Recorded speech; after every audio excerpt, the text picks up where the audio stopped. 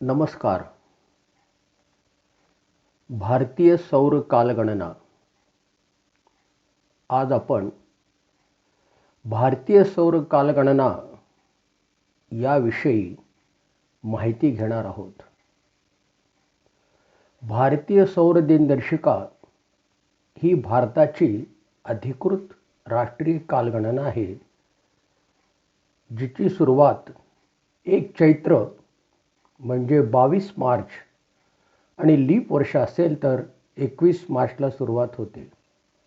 ही कालगणना सूर्यावर आधारित आणि खगोलशास्त्रीय आहे.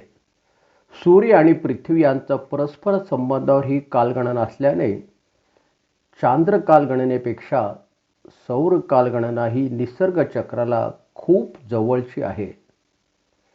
निरनिराळ्या देशातील कालगणना निरनिराळ्या आहेत. काही सूर्याच्या भ्रमणावर तर काही चंद्राच्या भ्रमणावर अवलंबून आहेत. भारताला स्वातंत्र्य मिळण्यापूर्वी आपली दिनदर्शिका ही इसवी सनवर आधारित आहे, हे आपणा सर्वांना ठाऊक आहेच. यासोबतच आपल्याकडे शालिवाहन शक, विक्रम संवत, युगाब्द यासारखी कालगणना प्रचलित आहे. मुस्लिम समाजाची हिजरी तर पारशी समाजाची शहेनशाही कालगणना प्रचलित आहे. आश्चर्याची गोष्ट अशी आहे की आज आपल्याकडे अशा प्रकारच्या जवळपास 30 दिनदर्शिका आहेत. यासोबतच सध्याची ग्रेगोरियन दिनदर्शिका पण आहे. या सर्व दिनदर्शिकेची सुरुवात पण ही वेगवेगळी आहे. सर्व कालगणना असतानाच स्वातंत्र्यानंतर असे लक्षात आले की आपल्या पूर्ण भारतासाठी एकच कालगणना असावी. या विचाराने 1952 या वर्षी दिनदर्शिका पुनर्रचना समितीची स्थापना केली गेली. भारत सरकारच्या नैसर्गिक संसाधन आणि शोध मंत्रालयाच्या अंतर्गत वैज्ञानिक आणि अनुसंधान परिषदेने नोव्हेंबर 1952 मध्ये 7 समितीची स्थापना केली. Doctor M.N. साहा या समितीचे अध्यक्ष होते. त्याचबरोबर प्राध्यापक A.C. बॅनर्जी, पूर्व कुलगुरू अलाहाबाद, डॉक्टर K.L. दफ्तरी पुणे, J.S. करंदीकर, पूर्व संपादक केसरी पुणे, प्राध्यापक R.C. वैद्य उज्जैन, डॉक्टर गोरख प्रसाद अलाहाबाद व N.C. लहिरी कलकत्ता असे सदस्य होते. या समितीची पहिली बैठक नैसर्गिक संसाधन आणि वैज्ञानिक अनुसंधान या विभागाचे मंत्री डॉक्टर K.D. मालवीयजी यांच्या अध्यक्षतेखाली झाली. या समितीने पूर्ण भारतातील सर्व कालगणनेवर अभ्यास केला, विचारविनिमय केला.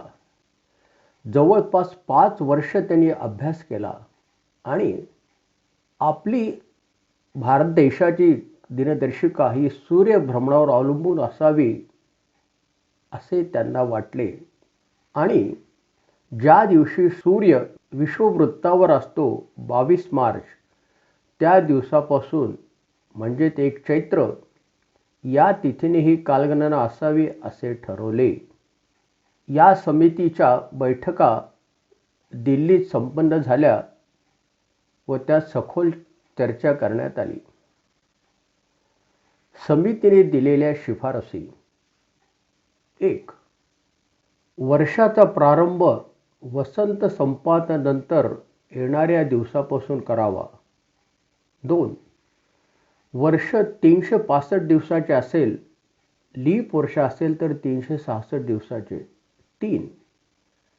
शक वर्षातून 78 वजा करावे म्हणजे सौर वर्ष मिळेल. 4. वर्षाचा प्रारंभ 1 चैत्रपासून करावा.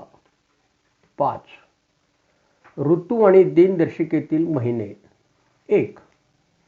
फाल्गुन, चैत्र, वसंत. 2. वैशाख, ज्येष्ठ, ग्रीष्म. 3. आषाढ, श्रावण, वर्षर.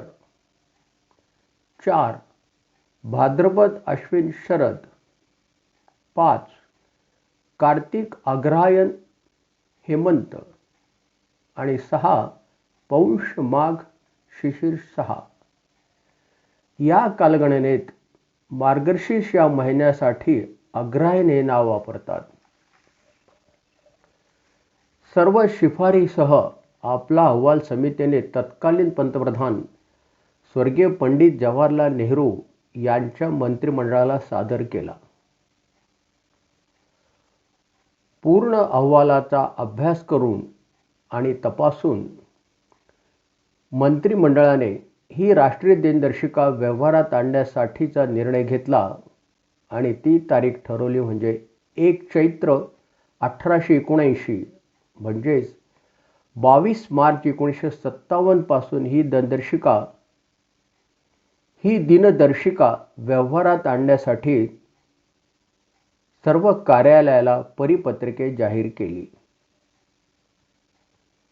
आपल्या देशाची जी राष्ट्रीय बोधचिन्हे आहेत त्यात राष्ट्रीय कालगणनेचा शासनाने राष्ट्रीयतेचे, प्रतिष्ठेचे आणि गौरवाचे बोधचिन्ह म्हणून उल्लेख केलेला आहे.